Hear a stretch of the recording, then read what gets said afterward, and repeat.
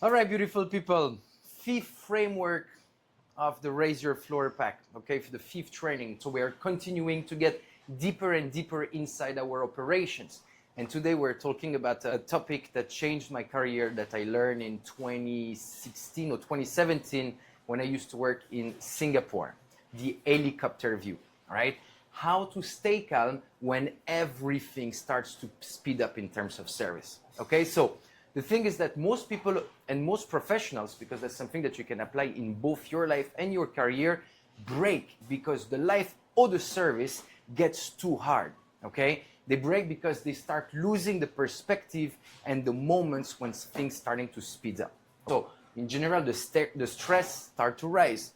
We start having more and more tasks that multiply, that comes simultaneously. We get overwhelmed with our emotions. The stress and the anxiety may sometimes take over during the rush hours of our lives, okay? So we try to move faster, to rush faster, to think faster. In fact, we end up most of the time thinking smaller. And when we may end up taking the wrong decisions, okay? So the fact of the helicopter view, I want to bring it back to this simple example and this simple question to you guys. Do you know what is the difference between being efficient and being effective? Can someone tell me? Cecilia? Efficient is the time, effective is the results. Correct. You can be efficient, but not effective at all, right? Efficiency, it's more about speed. Effectiveness, it's more about productivity. So if you keep running around back and forth, okay, you're efficient, but being effective is trying to do the most while saving a maximum of energy. And today, this is what I would like to uncover with the helicopter view, okay? Because the people that stay strong in chaos tend to think a little bit differently. They rise, they step back, they widen their vision, and they see the full picture before they make a move. And that's something that I've learned in Spago Singapore. My assistant general manager named Shah, and one day she stopped me in the middle of the crazy service and said, Lucas, just invest 30 seconds for yourself. Analyze your section. Analyze your tables. Who needs to get sat? Who needs to get cleared? Who needs to get the order? Who needs to be refilled? Whatsoever the task, right? Because once you take the opportunity to see the bigger picture inside your section or inside your life, for instance, you can start learning what to prioritize, what is coming most important, what needs to be second, and what needs to come third, okay? Because once everything gets urgent, the clarity will become your best asset, right?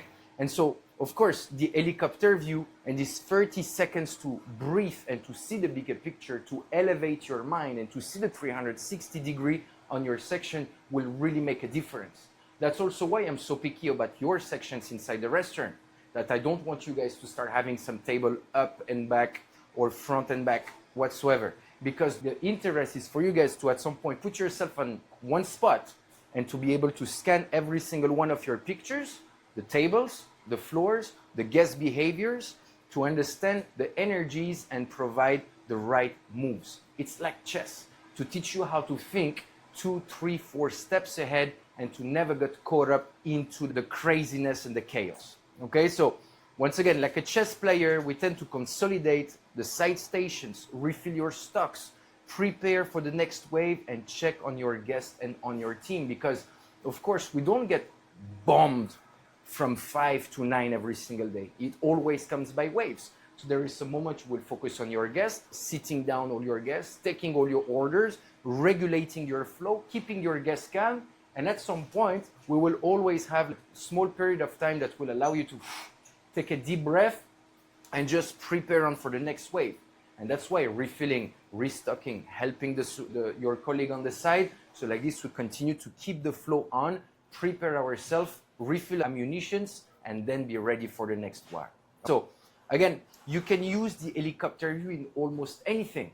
And that's what I personally do in my personal life, in my businesses, in my ventures, in my career, in my decisions, in my relationships. Just the fact that you're going to take like a few steps back, a few hours to think about it, you help regulating the stress and the anxiety that it can provoke you in order to take the right and smarter decisions. Many fail because they're confused about the loudest problem instead of seeing the most important one.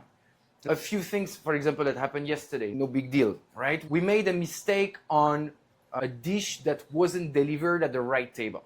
And to me, that's what I personally perceived, regardless of saying any names, the fact that we were trying to think on who dropped the food where instead of fixing the solution for the guest that actually was missing the oyster, right? So I think it's all about taking the time to step back and analyze what are the real priorities. In fact, for a restaurant, it will always remain the guest perception, right? The goal, our goal as team members and as professionals is to make sure that we create the most seamless experience for the guest. Whatever happens internally, we can fix it before, during, or after services. We can use it on training on the next day. We can learn, grow from our mistakes. But the guest that is paying a certain amount of price to be with us on a given day is not coming here to see our little mess or back-end stuff, right? They're paying and expecting very high things from us, okay? So that being said, if your mind is untrained, your stress will control it. And we can only rise to the level of our training. So that's why it's important when we come back to yesterday's training, the 1% rule, to make every day count. Because something that I also personally use when my mind is uncleared or when I'm stressed or when I have some difficult decisions to make, I use it to go for a run. I use it to journal a page or two and to put my thoughts out, because sometimes we feel like our head is very messy. We have so many things that are troubling us in a certain way, and just by putting it down on paper, we realize that there wasn't so much, and that finally our head is clear, so we get enough space, mental space, to put new informations in. So I will just finish it because I know we don't have much time today. That repetition and mindfulness is what build your calm in general. So again, step back, communicate, and delegate what you need to, because that's also something that I have observed. Ego, pride in service, and regardless of the position, like we cannot necessarily do everything ourselves. It's too much. And I was like this also as a server many years ago. I didn't want nobody to absolutely touch my table, to go near my stations. And I was putting myself to the flesh and bone just because I was so proud.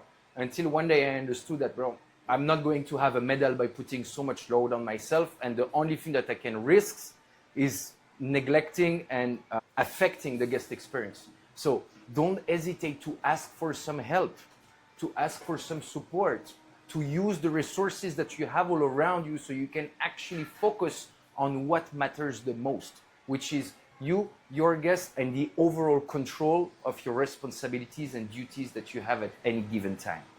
Okay? I wish you guys a wonderful service. Thank you.